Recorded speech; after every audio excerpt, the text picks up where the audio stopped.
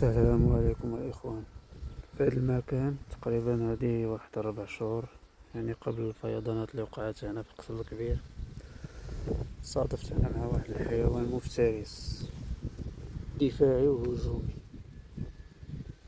عطاني فرصة نشوفه، ما عطانيش فرصة نصوره. هذا الحيوان ما كنتش نتصور أنه كان في المنطقة هذه. حيوان قوي وخطير إذا صح التعبير. هذا الحيوان اسمه النمس أو ابن عرس.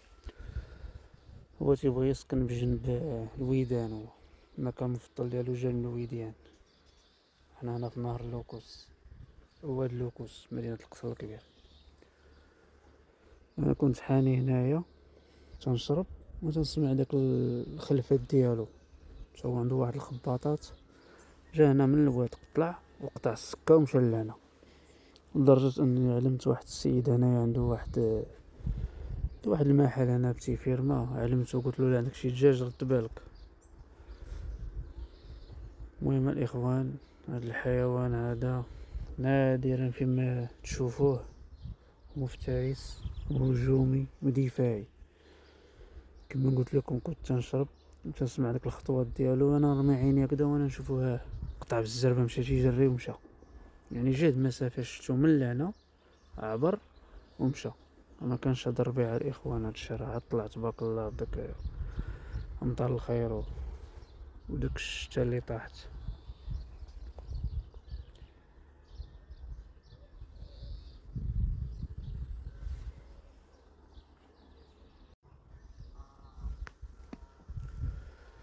السلام عليكم. انا الاخوان قبل واحد 4 اشهر تقريبا، يعني قبل الفيضانات ديال مدينة القصر الكبير، صادفت انا مع واحد الحيوان هنا صدفة. عمري ما كنت نفكر انني غنشوفه. هذا الحيوان هذا نادرا فيما تشوفه. للاسف عطاني فرصة نشوفه، ولكن ما خلاليش الفرصة تصوره. قال لي والله لا صورتي.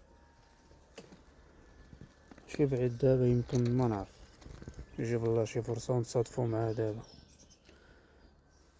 كنت جالس هنايا تنحل السكادو تنشرب مياه، وانا تنسمع داك الخلفات ديالو، الخباطات ديالو، وانا كنت جالس هنا في هاد الصورة الصوير، وانا نسمع داك المشي الخلفات قاصحين. وانا قلت راه بنادم طالع زعما انا من الواد، وانا رمي عيني وانا نشوف داك الحيوان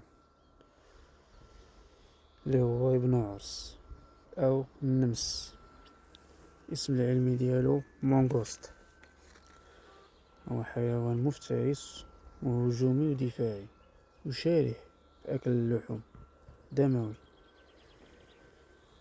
كما قلت لكم للاسف عطاني فرصه نشوفه، ما خلاليش فرصه نصوره، لان طلع من هنايا فرمشت عين، قطع السكه مشى لهاد الجهه هكذا.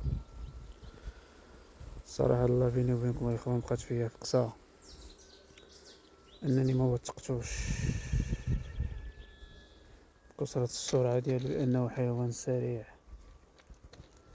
هما تعجبهم يسكنوا بجنب الوديان، الانهار، تيكون طعام متوفر، اسماك، الطيور، الضفادع.